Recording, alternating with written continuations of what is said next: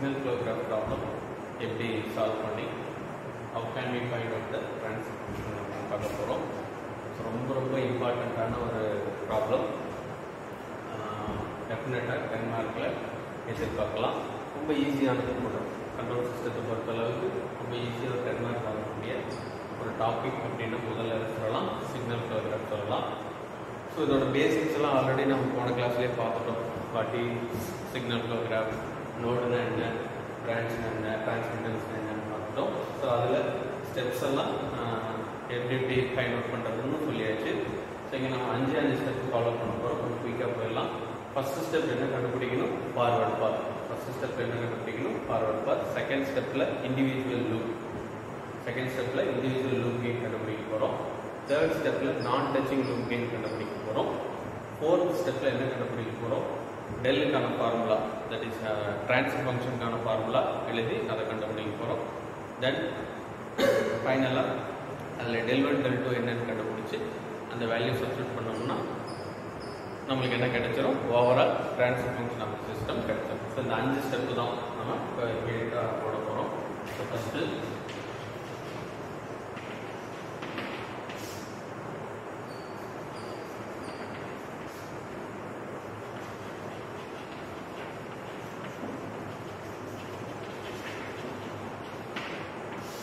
Forward path gain. So forward பாத்னா என்ன அப்படின்னா இன்புட்டில் ஸ்டார்ட் ஆகி அவுட்புட் வரைக்கும் டைரெக்ஷன் எப்படி இருக்கணும்? ஒரே டைரெக்ஷனில் இருக்கணும். ஸோ சிக்னல் ஃப்ளோ கிராஃப் பார்த்தாலே தெரியும். ஸோ இந்த டைரெக்ஷன் இருக்குது பார்த்தீங்களா, இந்த டைரெக்ஷன் இன்புட்லேருந்து அவுட்புட் வரைக்கும் எப்படி இருக்கணும்? ஒரே டைரெக்ஷனில் போகணும். அவுட்புட் இந்த லாஸ்ட் நோடு வரைக்கும் ட்ராவல் ஆகிருக்கணும். இடையில டைரெக்ஷன் மாறக்கூடாது. அண்ட் ஆல்சோ ஒரு நோடில் ஒரு தடவைக்கு மேலே என்னவா இருக்கக்கூடாது? என்ட்ராக இருக்கக்கூடாது. ஸோ அப்படி இருக்கக்கூடிய ஸ்ட்ரெயிட்டாக போகக்கூடிய டைரக்ஷன் எத்தனை நம்மளுக்கு கிடைக்குதுன்னு பார்க்கலாம். ஸோ இந்த எந்த சிக்னல் ஃப்ளோ கிராஃப் எடுத்தாலும் சரி, இந்த மிடில் லைன் சென்ட்ரல் லைன் எடுத்து பார்த்தீங்கன்னா அது கம்பல்சரி அது என்னவா இருக்கும்? ஒரு ஃபார்வர்டு பாத்தாக இருக்கும். ஸோ நாம் அதை எடுத்து முதல்ல வரைஞ்சிக்கலாம்.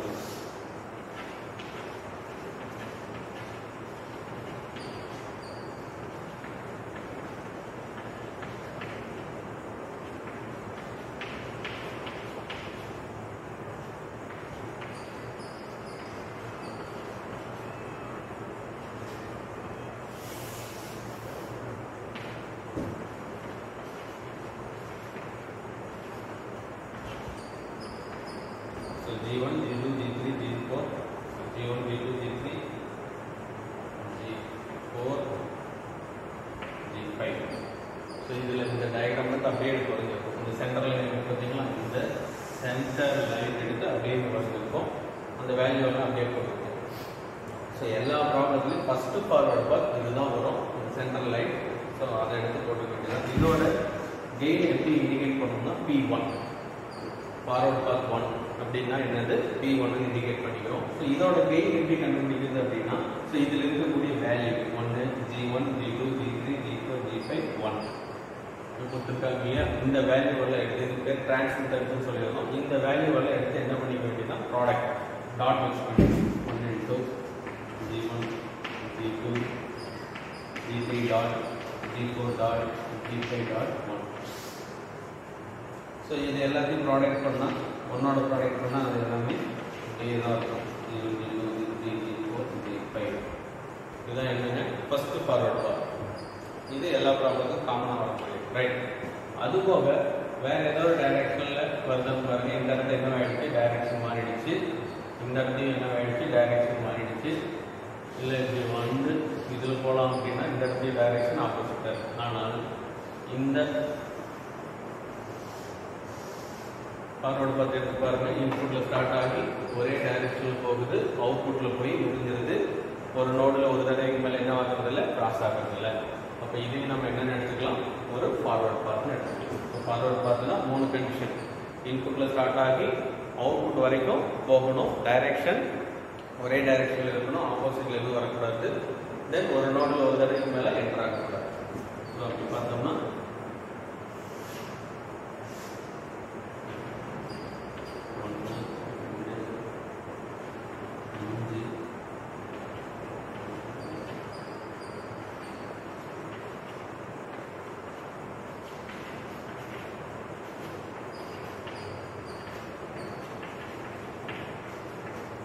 சரிங்களா. இதுதான் செகண்ட் ஃபார்வர்ட் கால். சரிங்களா. இது நம்ம என்ன எடுத்துக்கலாம் P2. ஸோ இதோட கெயின் வேல்யூ கண்டுபிடிக்கணும்னா இந்த டிரான்ஸ்மிட்டன்ஸ் வேல்யூலாம் எடுத்து மல்டிப்ளை பண்ண வேண்டியது 1 into G6.G4.G5.1. ஸோ இது ஆர்டராக எழுதணும்னா G4 G5 G6. இது என்னது P2.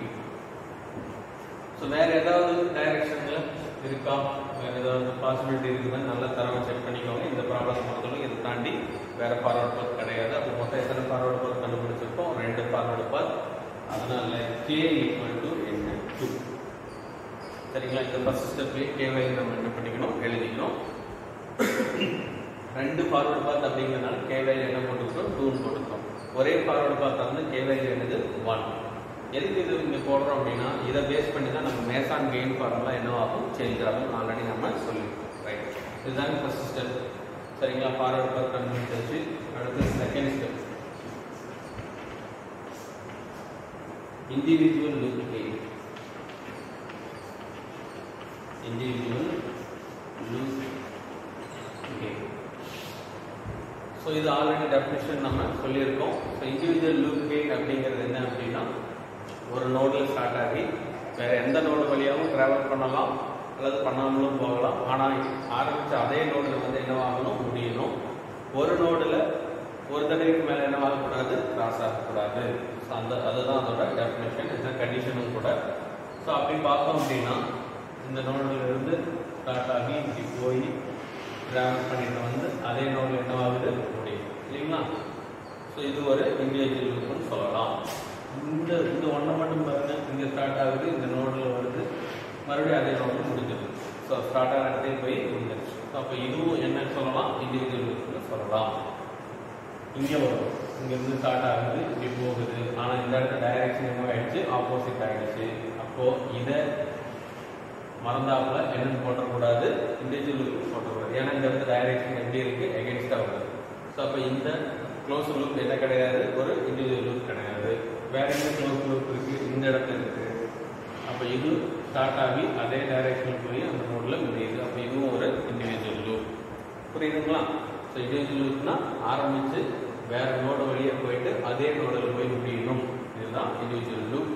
டைரக்ஷன் எப்படி இருக்கணும், இந்த ஒரே டைரக்ஷன். இப்படி ஆரம்பிக்குதுன்னா அப்படி ஒரே டைரக்ஷன் போய் முடியும். ரைட். ஸோ அந்த மாதிரி எத்தனை பார்த்துருக்கோம், 1 2 3. இது என்ன கிடையாது, இண்டிவிஜுவல் லூப் கிடையாது. ஏன்னா இந்த இடத்துல டைரக்ஷன் ஆப்போசிட்டாக இருக்கு. ஸோ இப்போ இதெல்லாம் எடுத்து வரையணும், ட்ரா பண்ணணும். First H1.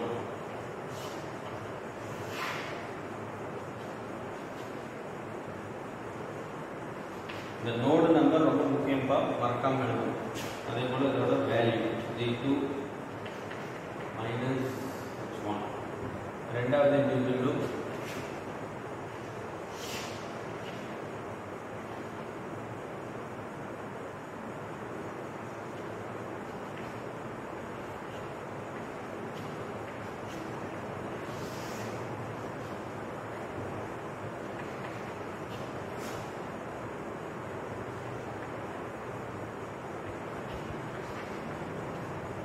இதெல்லாம் எடுத்து டீட்டாக இந்த டயக்ராம் வந்து அப்படியே எடுத்து வரைஞ்சிருக்கோம். வேறு ஒன்று தனித்தனியாக எடுத்து வந்தால் தான் நம்மளுக்கு பாருங்கள் இப்போ ஈஸியாக டிஃபைன் பண்ண முடியுதா. ஸோ இந்த நோடு ஸ்டார்ட் ஆகி வேறு நோடு வழியாக போயிட்டு அதே நோடு முடிஞ்சிருது. ஒரு நோடு ஸ்டார்ட் ஆகி ஒரு வேறு நோடு வழியாக போயிட்டு அதே நோடில் முடிஞ்சிருது. மூணாவது லூப் என்ன, இங்கே ஒரு லூப் போட்டுருக்கோம். அதை அங்கே ட்ரா பண்ணிக்கலாம். இதோட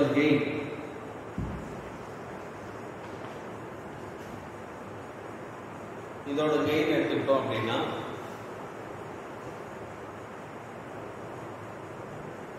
எப்படி கண்டுபிடிக்கிறது அப்படின்னா, ஸோ இதில் என்னென்ன டிரான்ஸ்மிட்டன்ஸ் இருக்கோ அந்த வேல்யூ, அதாவது இதுக்கு ஒரு வேல்யூ கொடுத்துருப்பாங்க டேரமாக பக்கத்தில், இங்கே பார்த்து எழுதுறீங்களா அதே மாதிரி இந்த டிரான்ஸ்மிட்டன்ஸ் வேல்யூவில் எடுத்து மல்டிப்ளை பண்ண வேண்டியதான். என்னென்ன இதில் எடுத்துக்கிட்டோம்னா G2 × -H1, G2 × -H1. So minus all பெருக்கணும்னா முன்னாடி என்ன வந்துடும், மைனஸ் வந்துடும். அப்போ G2 H1. ரெண்டாவது P21. ஸோ இப்படி தான் இன்க்ரீஸ் பண்ணிக்கிட்டே போகும். எத்தனை இண்டிவிஜுவல் இருந்தாலும் இப்படி தான் நேம் டிக்ளேர் பண்ணும். சரிங்களா. அடுத்தது இதில் எடுத்துக்கிட்டோம்னா என்னென்ன இருக்குது G2 dot G3 dot minus H2. இது மூணையும் ப்ராடக்ட் பண்ணால் மைனஸ் இதில் இருக்கலாம் முன்னாடி மைனஸ் வந்துடும் G2 G3 H2. இது ரெண்டாவது இண்டிவிஜுவல் லூப்போட கெயின். மூணாவது இன்னொன்று பண்ணுறோம் இல்லைங்களா,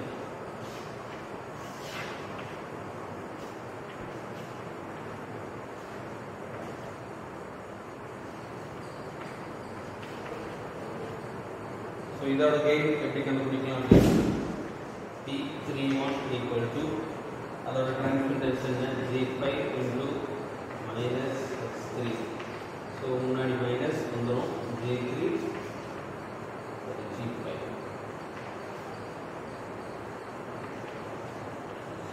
G5 X3 புரியுதுங்களா? ஸோ இண்டிவிஜுவலுக்கு பொறுத்தளவுக்கு முதல்ல எடுத்து ட்ரா பண்ணிக்கோங்க. அதோட கெயின் வேல்யூ கண்டுபிடிக்கிறது, அதில் இருக்கக்கூடிய டிரான்ஸ்மிட்டன்ஸ் எல்லாம் எடுத்து பெருக்கி அப்படியே எழுத வேண்டியதான். மோஸ்ட் ப்ராப்ளி எல்லா ப்ராப்ளத்துக்கும் இண்டிவிஜுவல் லூப் கெயின் மைனஸில் தான் வரும். ஏன்னா ஃபீட்பேக் எல்லாமே பாருங்கள் மைனஸில் கொடுத்துருப்பாங்க. Minus H1 minus H2 minus H3. So அதனால் இண்டிவிஜுவல் லூப் கெயின் எல்லாமே பாருங்கள் இதில் இருக்கும், மைனஸில் இருக்கும், அது மைனில் இருக்கும். அடுத்தது ஸ்டெப் 3 நான் டச்சிங் லூப் கெயின்.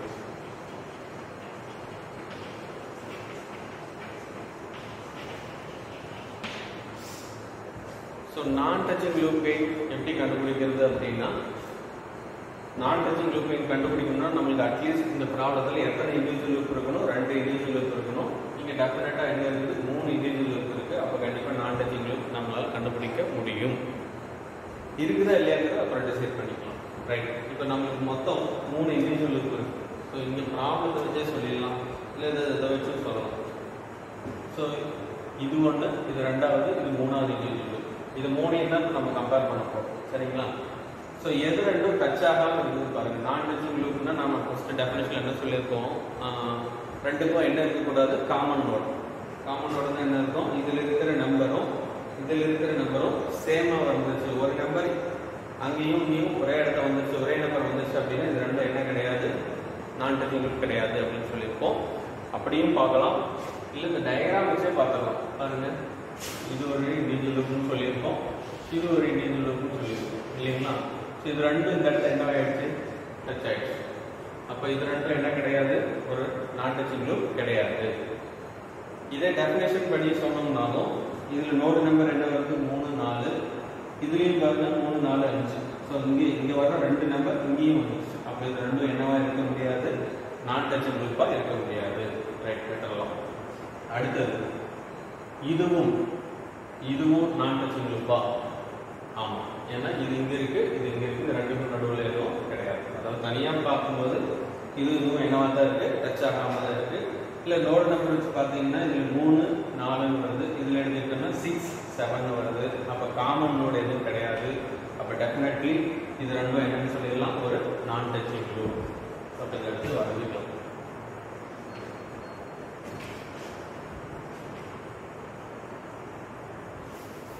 ஸோ இடம் இல்லை, அதனால் நம்ம டைரெக்டாக என்ன பண்ணிக்கலாம், இது ரெண்டும் நான் டச்சிங் லூப் அப்படின்னா இந்த கெயினையும் இந்த கெயினையும், ஸோ அதாவது சரி, இதோட கெயின் வேல்யூ இது, இதோட கெயின் வேல்யூ இது, இந்த ரெண்டையும் என்ன பண்ணிக்க வேண்டியது, ப்ராடக்ட் பண்ணிக்க வேண்டியதுதான். ஸோ அப்போ P12 இங்கே என்ன எழுதிக்கணும், நான் டச்சிங் லூப் கெயின் எல்லாம் P12 P22 P32 அப்படி போய்க்கும். சரிங்களா? ஸோ P12 அப்படிங்கிறது எனக்கு சொல்லியிருக்கோம், இது ரெண்டோட லூப் கெயின். ஸோ இது ஃபஸ்ட்டு, இது தேர்டோட லூப் கெயின். அது ரெண்டு எடுத்து ப்ராடக்ட் பண்ணணும். Minus G2 H1 minus G5 H3. Diagram வேணும்னா போட்டுக்கிட்டீங்கன்னா கொஞ்சம் ஈஸியாக இருக்கும். இடம் இல்லை.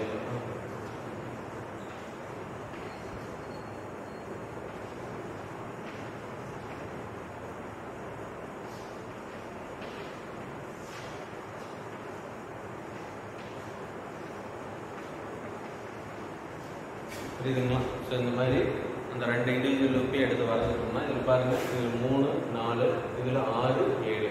ஸோ காமனோட எதுவும் கிடையாது. அதனால் இது ஒரு நான் டச்சிங் லூப். ஸோ இதோட கெயின் இதை ப்ராடக்ட் பண்ணோம்னா மைனஸ் இன்ட்டு மைனஸ் என்ன ஆயிரும் ப்ளஸ் G2 G5 G எல்லாம் ஃபர்ஸ்ட் எழுதிக்கோங்க, அப்புறம் H எல்லாம் எழுதிக்கோங்க, H1 H3. ஸோ இதுதாங்க ஃபர்ஸ்ட் நான் டச்சிங் லூப் கெயின். அப்புறம் ஸோ இதை ரெண்டையும் கம்பேர் பண்ணிட்டோம், இது ரெண்டையும் கம்பேர் பண்ணிட்டோம். அடுத்து எதை கம்பேர் பண்ணணும், இதையும் கம்பேர் பண்ணணும். சரிங்களா, இந்த ரெண்டாவதையும் மூணாவதையும் கம்பேர் பண்ணலாம். இதுவும் இங்க இருக்கு, இதுவும் இங்க இருக்கு. ஸோ இது ரெண்டும் டச் ஆகாம தான் இருக்கு. அதனால இதுவும் என்னன்னு சொல்லிடலாம், ஒரு நான் டச்சிங் லூப்னு சொல்லிடலாம். இல்லை டெஃபினிஷன் படி பார்த்தோம் அப்படின்னா இதில் என்ன நம்பர் இருக்கு, 3 4 5. இதில் எடுத்துக்கிட்டோம்னா 6 7. ஸோ காமன் நம்பர் ஏதாவது இருக்கா, இல்லை. அதனால இது ரெண்டும் என்ன டெஃபினட்டா ஒரு நான் touching loop.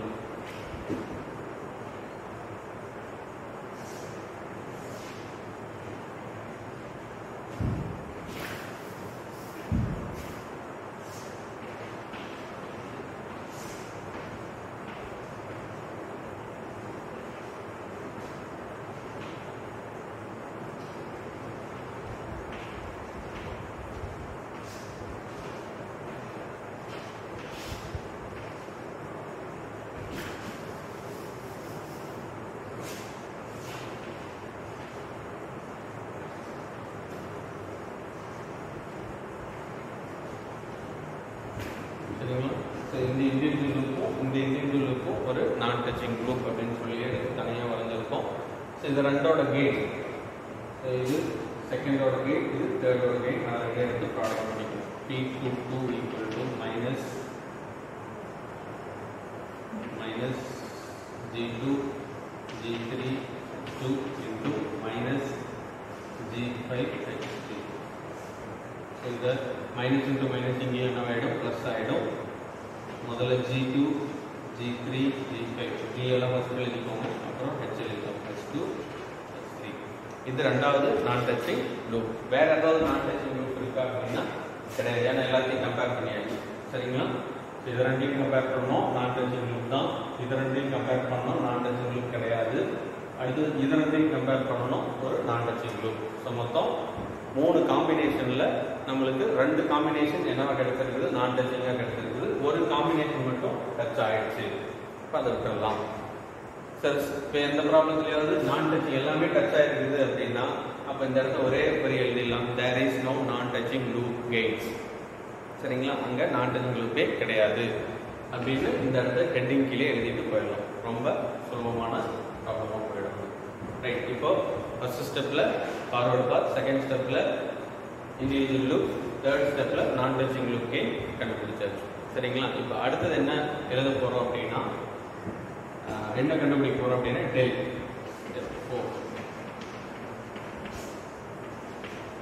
Finding del.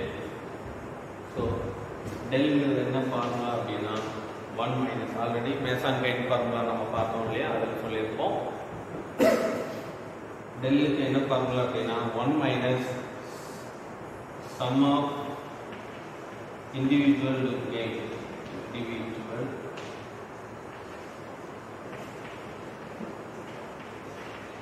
Loop gain plus sum of non-touching loop gains. புரியுதுங்களா? ஸோ இந்த ப்ராப்ளத்தில் நம்ம இண்டிவிஜுவல் லூப் கெயின் கண்டுபிடிச்சிருக்கோம். எத்தனை இண்டிவிஜுவல் லூப்? 3. ஸோ அதையெல்லாம் எடுத்து என்ன பண்ண சொல்கிறாங்க, சம் அதெல்லாம் எடுத்து கூட்டிக்கணும். ப்ளஸ் சம் ஆஃப் நான் டச்சிங் லூப் கெயின். எத்தனை நான் டச்சிங் லூப் கெயின்? 1 2. ஸோ இதையெல்லாம் எடுத்து உள்ள ப்ராக்கெட்டில் கூட்டிக்கணும்னு சொல்கிறாங்க. இப்போ அதில் எடுத்து எழுதிடலாம். ஸோ முதல்ல வேல்யூ என்னென்னு கொடுத்துருக்காங்க, என்னென்ன கண்டுபிடிச்சிருக்கோம் அப்படின்னு இதை முதல்ல போட்டுக்கலாம். இண்டிவிஜுவல் லூப் கெயின் ஃபஸ்ட்டு என்ன, P11 plus P21 plus P31. மொத்தம் எத்தனை இண்டிவிஜுவல் லூப்பு? 3. 1 2 3. இந்த 3 இருக்கு இல்லைங்களா, அதை எழுதியிருக்கோம். ப்ளஸ் நான் டச்சிங் லூப் கெயின் என்னென்ன, P12, ரெண்டாவது என்ன, P32. இங்கே கவனமாக பார்க்க வேண்டிய விஷயம், இங்கே 1 மைனஸ், அடுத்தது இந்த இடத்த ப்ளஸ் மாறி வரும். சரிங்களா, ஃபஸ்ட்டு மைனஸ் வரும், அடுத்ததில் ப்ளஸ் வரும். எல்லாத்துக்கும் ப்ளஸ் போட்டுறாதீங்க, எல்லாத்துக்கும் மைனஸ் போட்டுறாதீங்க, அது ரொம்ப கவனமாக. ரைட். இப்போ இந்த ஆன்சரை பூரா எடுத்து வந்து எழுத வேண்டியதுதான். ஸோ P11க்கு என்ன கண்டுபிடிச்சிருக்கோம், இந்த வேல்யூ. P21க்கு என்ன வேல்யூ அதை எடுத்து போட வேண்டியதுதான். Right. So del equal to first value என்ன, மைனஸ் G2 H1. அடுத்தது second value minus G2 G3 H2. Third value G5 H3. மொத்தம் 3 இண்டிவிஜுவல் கண்டுபிடிச்சிருக்கோம் இல்லைங்களா, அதையெல்லாம் எடுத்து வந்து இங்கே போட்டுக்கணும். ப்ளஸ் நான் டச்சிங் லூப் என்னென்ன, G2 G5 H1 H3 plus ரெண்டாவது நான் touching loop G2 G3 G5 H2 H3. இது ரெண்டாவது நான் டச்சிங் லூப். ஸோ 3 இண்டிவிஜுவல் லூப்கே 2 நான் டச்சிங் லூப்கே போட்டாச்சு. இப்போ del equal to 1 minus. So இதில் பாருங்க கண்டிப்பாக எல்லாமே மைனஸில் இருக்கும். ஸோ காமனாக எதை வெளியே எடுத்துக்கலாம், மைனஸ் வெளியே எடுத்துக்கலாம். மைனஸ் வெளியே எடுத்துட்டோம்னா மைனஸ் இன்ட்டு மைனஸ் என்னவாயிரும், ப்ளஸ் ஆயிரும். சரிங்களா, இந்த 3லையும் மைனஸ் இருக்குது, 3ஐயும் எங்கே எடுத்துடுறோம், வெளியே மைனஸ் எடுத்துட்டோம், இங்கே ஒரு மைனஸ் இருக்கிறதுனால மைனஸ் இன்ட்டு மைனஸ் ப்ளஸ் ஆயிரும். ப்ளஸ் ஆயிடுச்சுன்னா ப்ராக்கெட் போட தேவையில்லை. G2 H1 plus G2 G3 H2 plus G5 H3. இங்கே ப்ளஸ் தான் இருக்குது, அப்படியே ப்ராக்கெட் ரிமூவ் பண்ணிடலாம். G2 G5 H3 H1 H3 plus G2 G3 G5 H2 H3. So இதுதான் டெல்லுக்கான ஆன்சர். சரிங்களா, ஸோ இதையும் போட்டாச்சு. அடுத்தது இதுலேயே கடைசி போட்டுக்கலாம். del1 என்ன கண்டுபிடிக்க போகிறோம், del1. ஸோ ரொம்ப ரொம்ப முக்கியமான ஒரு கிரிட்டிக்கலான ஒரு ஃபார்முலா இது. என்ன அப்படின்னா del1 ஈக்குவல் டு என்ன ஃபார்முலானா 1 மைனஸ் ஆஃப் ஃபர்ஸ்ட் ஃபார்வர்டு பாத். எதை வச்சு கண்டுபிடிக்க போகிறோம், ஃபர்ஸ்ட் ஃபார்வர்டு பாத். இந்த ஃபர்ஸ்ட் ஃபார்வர்டு பாத்தில் டச் ஆகாத ஏதாவது இண்டிவிஜுவல் லூப் இருக்கான்னு பாருங்க. இதான ஃபர்ஸ்ட் ஃபார்வர்டு பாத். இந்த ஃபார்வர்டு பாத்தில் டச் ஆகாத ஏதாவது ஒரு இண்டிவிஜுவல் லூப் இருக்கா அப்படின்னு பாருங்க. கண்டிப்பாக எந்த ப்ராப்ளத்தையும் இந்த ஸ்ட்ரெயிட் லைனில் டச் ஆகாத இண்டிவிஜுவல் லூப்பே இருக்காது, டெஃபினட்டாக இருக்காது. அதனால இங்கே நம்ம என்ன போட்டுக்கலாம், 0ன்னு போட்டுக்கலாம். இருந்துச்சுன்னா அந்த இண்டிவிஜுவல் லூப்போட கெயின் எடுத்து வந்து எழுதிக்கலாம். புரியுதுங்களா, அந்த ஃபார்வர்ட் பாத்தில் டச் ஆகாத ஒரு இண்டிவிஜுவல் லூப் இருந்துச்சுன்னா அந்த இண்டிவிஜுவல் லூப்போட கெயின் இங்கே கண்டுபிடிச்சிருமோ இல்லையா, இந்த கெயின் எடுத்துட்டு வந்து அங்கே போட்டுக்கணும் அந்த ப்ராக்கெட்டில், அப்படியே எழுதிக்கணும். இல்லை அப்படின்னா 0ன்னு போட்டுக்கணும். எப்பவுமே ஃபர்ஸ்ட் ஃபார்வர்டு பாத்தில் எல்லா இண்டிவிஜுவல் லூப்பும் என்னவாயிருக்கும், டச் ஆயிருக்கு. பார்த்தீங்களா, இந்த டச் ஆயிருக்கு, இங்கே டச் ஆயிருக்கு. ஸோ அப்போ del1 ஈக்குவல் டு 1 மைனஸ் 0 அப்படின்னு என்ன கிடைக்கும், 1 தான் கிடைக்கும். அடுத்தது del2 அப்படின்னா அதுவும் 1 மைனஸ் ஆஃப் del2ங்கிறது எதை ரிலேட் பண்ணதுன்னா இந்த P2 செகண்ட் ஃபார்வர்டு பாத். del1 எதை வச்சு கண்டுபிடிச்சோம், ஃபர்ஸ்ட் ஃபார்வர்டு பாத். del2 எதை வச்சு கண்டுபிடிக்க போறோம், செகண்ட் ஃபார்வர்டு பாத். இந்த செகண்ட் ஃபார்வர்டு பாத்தில் டச் ஆகாத இண்டிவிஜுவல் லூப் ஏதாவது இருக்கான்னு பாருங்க. எது செகண்ட் ஃபார்வர்டு பாத், இது செகண்ட் ஃபார்வர்டு பாத். இதுல டச் ஆகாத இண்டிவிஜுவல் லூப் ஏதாவது இருக்கா? ஸோ இந்த இண்டிவிஜுவல் லூப் இந்த இடத்துல என்ன ஆயிடுச்சு பாருங்க, இங்கே இந்த இண்டிவிஜுவல் லூப் இந்த இடத்துல என்ன ஆயிடுச்சு, டச் ஆயிடுச்சு. இந்த செகண்ட் இண்டிவிஜுவல் லூப் இது பாருங்க, இந்த இடத்துல என்ன ஆயிடுச்சு, டச் ஆயிடுச்சு. ஆனால் இந்த இண்டிவிஜுவல் லூப் இந்த நடுவில் 3 4 இருக்கு பார்த்தீங்களா, இந்த மாதிரி இப்படிதான் வரும். 1 2 இங்கே இருக்கு, 3 4 இடையில வந்துருக்கு இல்லைங்களா. அப்போ இது என்ன ஆகலை, டச் ஆகலை. இந்த individual loop first individual loop second forward பாத்தில் என்னவாகலை, டச் ஆகலை. அதனால அந்த ஃபர்ஸ்ட் ஃபார்வர்டு பார்த்தோட கெயின் என்ன, சரி ஃபர்ஸ்ட் இண்டிவிஜுவல் லூப்போட கெயின் என்ன, மைனஸ் G2 H1. அதை எடுத்து வந்து எழுதிக்கணும், மைனஸ் G2 H1. ரைட். இப்போ எத்தனை del1 del2 கண்டுபிடிக்குமா, del3 கண்டுபிடிக்கணுமா, இல்லை del1 போதுமா, எப்படி டிசைட் பண்ணுறது அப்படின்னா அதுக்கு தான் இந்த கேமோட வேல்யூ. சரிங்களா? k வேல்யூ 2 அப்படின்னா del 1 del 2 வரைக்கும் கண்டுபிடிக்கணும். k வேல்யூ 1 அப்படின்னா del 1 ஓட நிறுத்திக்கலாம். k வேல்யூ 3 அப்படின்னா del 3 வரைக்கும் போகணும். del 3 எப்படி கண்டுபிடிக்கிறதுனா அது தேர்ட் ஃபார்வர்ட் பாத். சரிங்களா? தேர்ட் ஃபார்வர்ட் பாத்தை வச்சு என்ன கண்டுபிடிச்சிக்கலாம்? del 3 கண்டுபிடிச்சிக்கலாம். ஸோ இந்த ப்ராப்ளத்தை பொறுத்தளவுக்கு நம்மளுக்கு 2 k வேல்யூ 2 அப்படிங்கிறதுனால del 1 del 2 கண்டுபிடிச்சது. ரைட், இப்போ மேசன் கெயின் ஃபார்முலாவுக்கான அனைத்து வேல்யூமே நம்ம என்ன பண்ணியாச்சு? ஃபைண்ட் அவுட் பண்ணியாச்சு. இப்போ ஸ்டெப் 5 என்ன எழுத போகிறோம்? Mason gain formula. என்ன ஃபார்முலா அப்படின்னா P equal to 1 by del summation of K Pk del K. இதுதான் என்ன formula? Mason gain formula. Transfer function T equal to 1 by del இந்த எழுதிக்கோங்க. ட்ரான்ஸ்ஃபர் ஃபங்க்ஷன்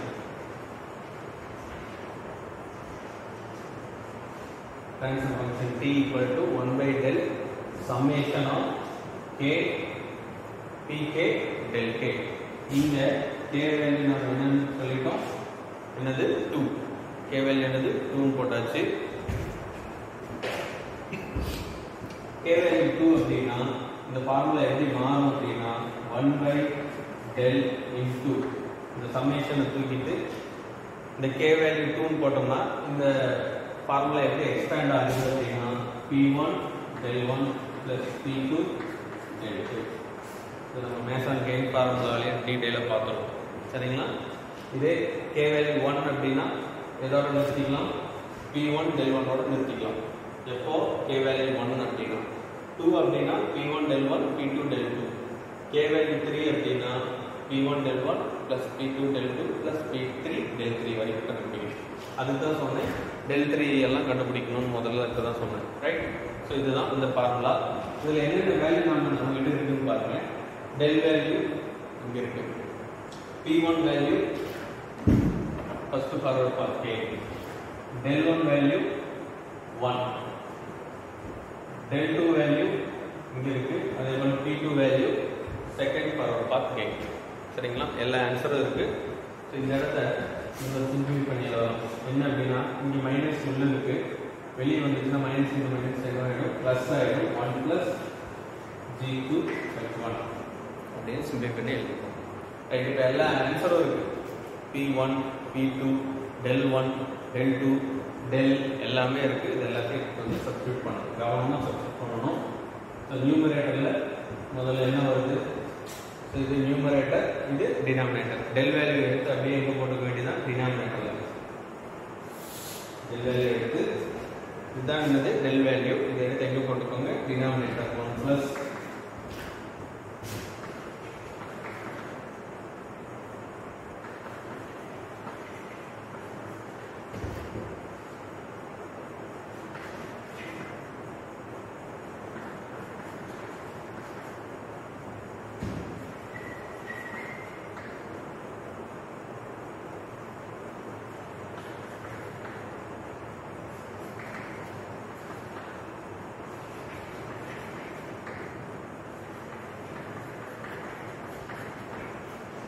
del வேல்யூ அப்படியே போட்டுக்கோங்க.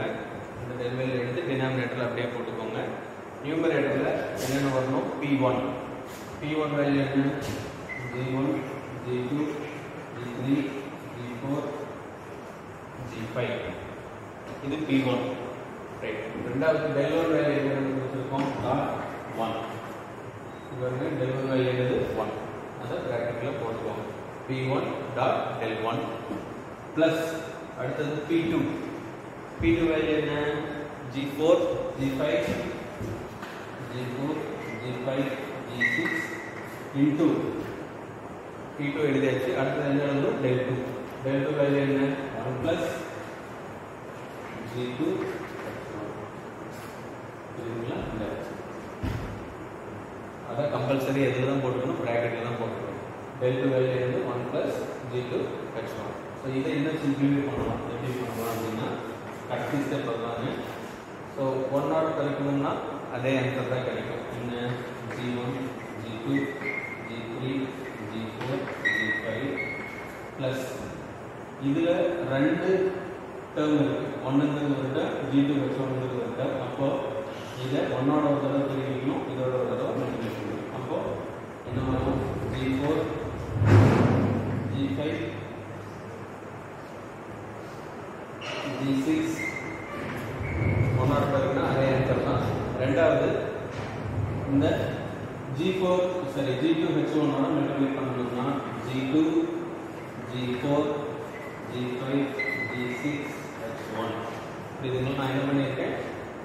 ஃபஸ்ட்டு G டேர்மில் எழுதிட்டேன், அடுத்தது H டேர்ம் எழுதிட்டேன், வேறு ஒன்றும் இல்லை. ரைட், உள்ள மல்டிப்ளை பண்ணியாச்சு. இப்போ டினாமினேட்டரில் அந்த டெல் வேல்யூ அப்படியே எடுத்துருக்கு, எந்த சேஞ்சும் கிடையாது. டெல் வேல்யூவில் அப்படியே எழுதலாம். G2H1 plus G2 G3 H2 plus G5 H3 plus G2 G5 H1 H3 plus G2 G3 G5 H2 H3 அப்படின்ட்டு கிடைச்சிருக்கு. ஸோ இதுதாங்க overall transfer function. So signal flow graph பொறுத்தளவு ரொம்ப ஈஸியான ஒரு 10 மார்க் டாபிக். 5 ஸ்டெப்புங்க. First step forward path, second step individual loop gain கண்டுபிடிக்கணும், மூணாவது ஸ்டெப் நான் டச்சிங் லூப் கெயின் கண்டுபிடிக்கணும். இந்த மூணையும் வச்சுக்கிட்டு என்ன கண்டுபிடிக்கணும்? டெல் வேல்யூ கண்டுபிடிக்கணும். அடுத்தது del1 del2 கண்டுபிடிச்சிக்கணும். தென் ஃபைனலாக என்ன ஃபார்முலா? Mason's gain formula. இதில் கே வேல்யூ பொறுத்து இந்த ஃபார்முலா என்ன ஆகுது? சேஞ்ச் ஆகுது. ஸோ இப்போ இது வரைக்கும் நம்ம கண்டுபிடிச்ச எல்லா value del1 del2 P1 P2 இந்த 5 வேல்யூ எடுத்துகிட்டு வந்து நீங்கள் சப்ஸ்டிட் பண்ணால் வேலை முடிஞ்சது. சரிங்களா? ஸோ இதுவே k = 1 மட்டும் கிடைச்சதுன்னா இந்த ஃபார்முலா எப்படி மட்டும் மாறும்? P1 del1 divided by del மட்டும் மாறும். இதே 3 அப்படின்னா இது எது வரைக்கும் போகும்? P1 del1 plus P2 del2 plus P3 del3 வரைக்கும் போகும். ஸோ இதை மட்டும் மைண்டில் வச்சுக்கோங்க. ரொம்ப சிம்பிளாக ஒரு 10 மார்க் வாங்கிடலாம். புரிஞ்சிருக்கும்னு நினைக்கிறேன். தேங்க்யூ.